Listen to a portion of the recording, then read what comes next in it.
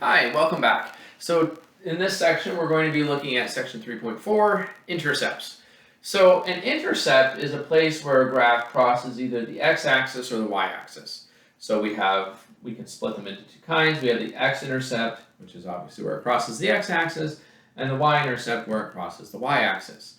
Now, what's super important here is these are going to be really nice and easy for lines, and they'll be a little bit harder for some other kinds of graphs that you might see later in math.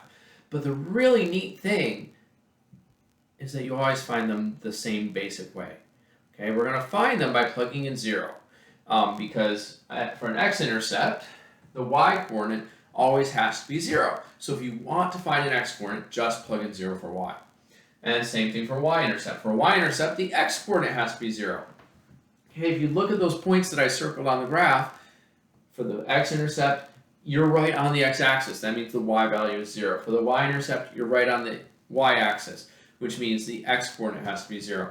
So if you want these two things, you just basically are going to do two separate little problems. Plug in 0 for x to find the y-intercept, and plug in 0 for y to find the x-intercept.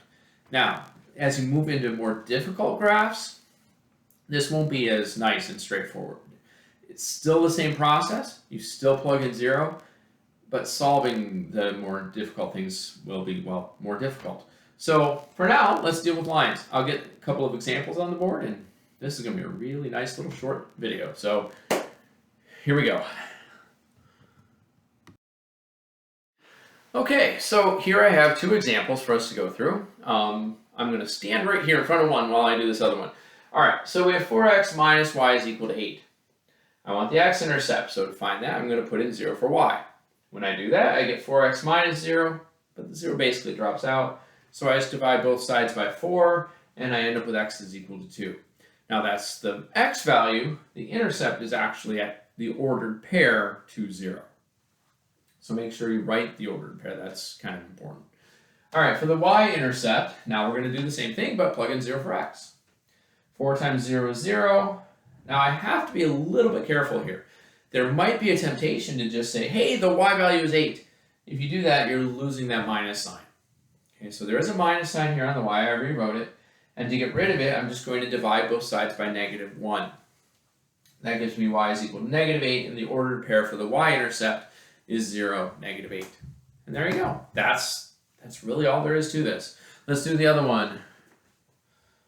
-2x plus 5y is equal to 10. Again, for the x-intercept, I'm plugging in 0 for y, which makes the 5 times 0 drop out, so I just divide both sides by -2 and get x is equal to -5. My pair then is -5, 0. Do the same thing for the y-intercept, plug in 0 for x, that makes the -2 times 0 drop out, divide both sides by 5, and y is 2, giving us the ordered pair 0, 2. So there you go. I'm sure you'll find some things to do with this that are maybe a little more fun, but good luck, and come back for my next video.